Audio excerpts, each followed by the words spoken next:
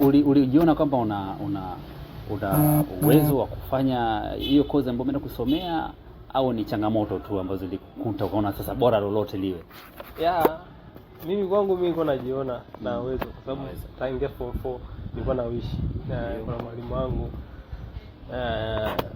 alinipa, yani alikuwa anafundisha, amesoma mambo ya ana bachelor ya journalism and mass communication na ya walimu pia, no. Kwa hiyo yule mwalimu mimi alitokea wanasema akawa kama role model wangu, yani kwamba nakubali anachofanyaje, ukawa unapenda anachofanya yeye. Anakuja darasani weekend anaenda kufanya kipindi. Kwa hiyo nilipokuwa nakaa namsikiliza, sometimes tunaenda studio redioni kwake tunafanya kipindi cha maisha ya shule. Kwa hiyo akawa ananipa motisha ya kufanya kile kitu. Kwa hiyo nilipomaliza form 4 nikasema moja kwa moja mimi si lazi damu, ngoja nikasome hii course. Kwa hiyo ni kitu ambacho kilitoka moyoni mwangu siku. Wakati unasoma chuo sasa, ni fikra gani zile zinakuja kichwani mwako, labda baada ya kutoka chuo? Mawazo yako yalikuwa ni yapi? Yaani cha kwanza nilikuwa wakati ninasoma nawaza kwanza nikimaliza tu hapa ajira moja kwa moja.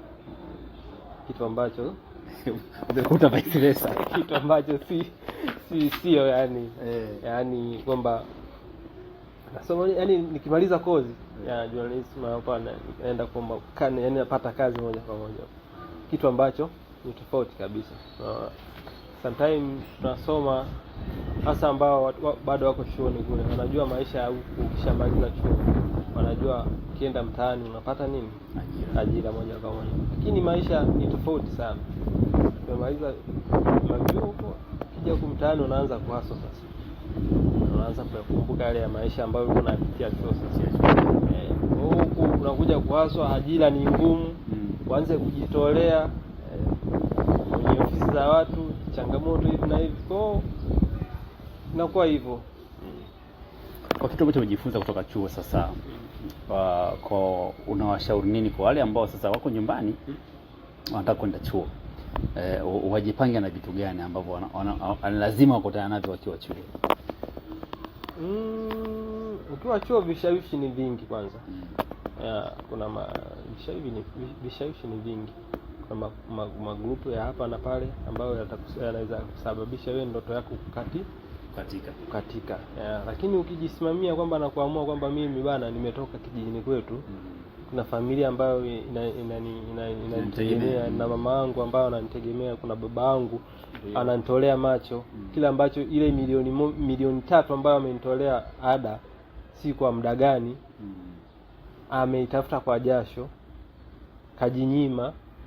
kajinyima kufukula, si kufanya yeye mwenyewe kujihudumia kwa mambo yake ambayo mwenyewe anafanyaje, anayajua. Kuna wadogo zako amewanyima, lakini wewe ili upate nini, upate nafasi ya kusoma, ni kitu cha kukaa tu na wewe kufikiria kwamba nikifanya hiki kitaniletea nini kwenye maisha yangu, kitakuwa na madhara gani au kitakuwa na faida gani kwenye maisha yangu. Kwa ni mtu mwenyewe akili yako jinsi utakavyofanyaje, utakavyoiendea.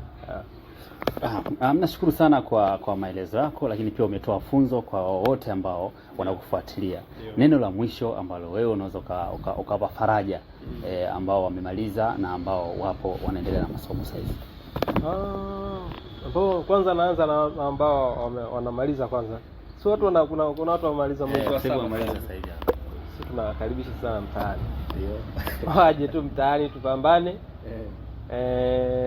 Najua ajira zipo. Ndio. Lakini kuipata sasa ndio changamoto. Nini kinachokwamisha hapo? Kwanza mimi mwenyewe sielewi. Kwa sababu gani? Yaani ajira zipo, lakini sasa kuipata ajira ni changamoto. Unajua yani sijajua ni nini. Naamini ukiwa na nidhamu ya kufanya kazi,